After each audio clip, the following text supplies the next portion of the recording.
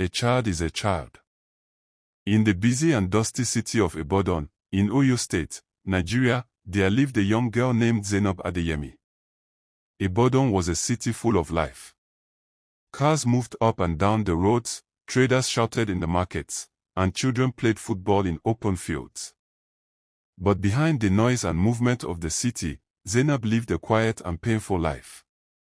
Zainab was only 12 years old when her life changed forever. Her mother, Mrs. Halima Adeyemi, fell sick and died after a long illness.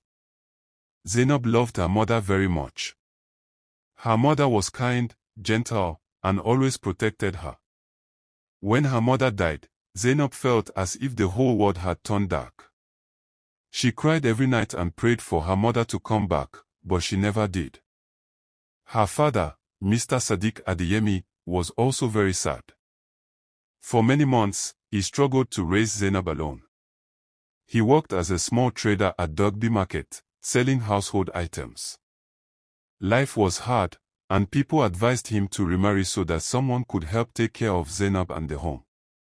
After 2 years, Mr. Sadiq married a woman named Funk Adebayo. Funk was from Ogbomosho, but she moved to Ibadan after the marriage.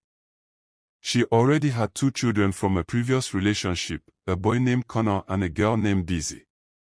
At first, Zainab was hopeful. She believed Funk would love her like a real mother. She smiled and tried her best to please her stepmother.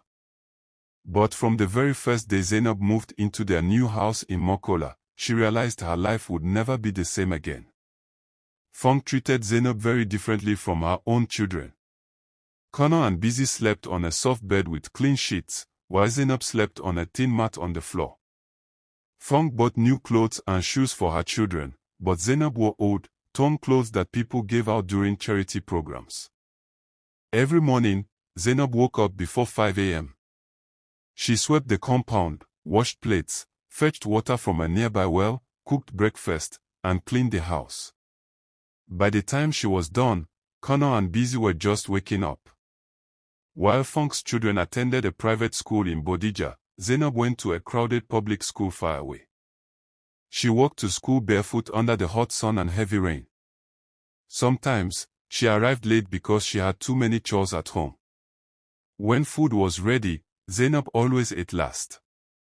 Some days, there was no food left for her. Funk would shout, "Did I ask you to eat like a goat? Go to the kitchen." Zainab never complained. She kept everything in her heart. The neighbors in Mokola noticed how Zainab was treated.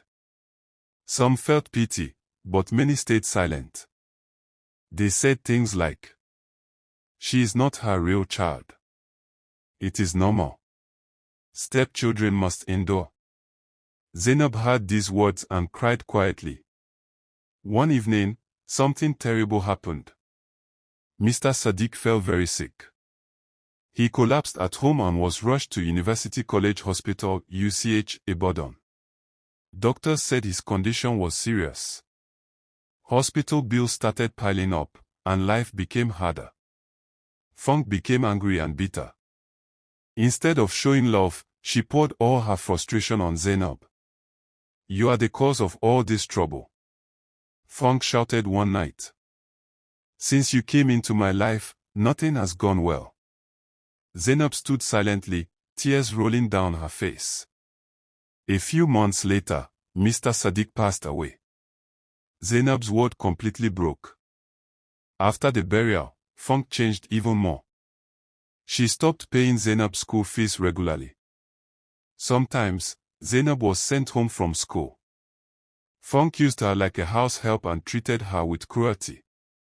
Despite all this pain, Zainab loved education. She believed school was her only hope.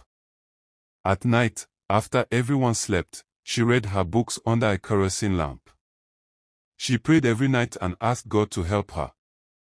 Her class teacher, Mrs. Nkiru Okafor, noticed Zainab's intelligence.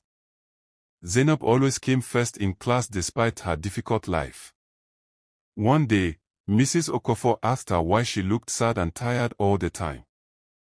Zainab cried and told her everything. Mrs. Okofor felt deep pain in her heart. She encouraged Zainab and told her about a scholarship exam in Lagos for brilliant students from poor homes. Zainab studied day and night. She went to Lagos for the exam with the help of her teacher. When the results came out, Zainab had passed. She was given a full scholarship to attend a good secondary school in Surulere, Lagos. Zainab's life changed. In Lagos, Zainab found peace. She had food, clean clothes, and people who cared.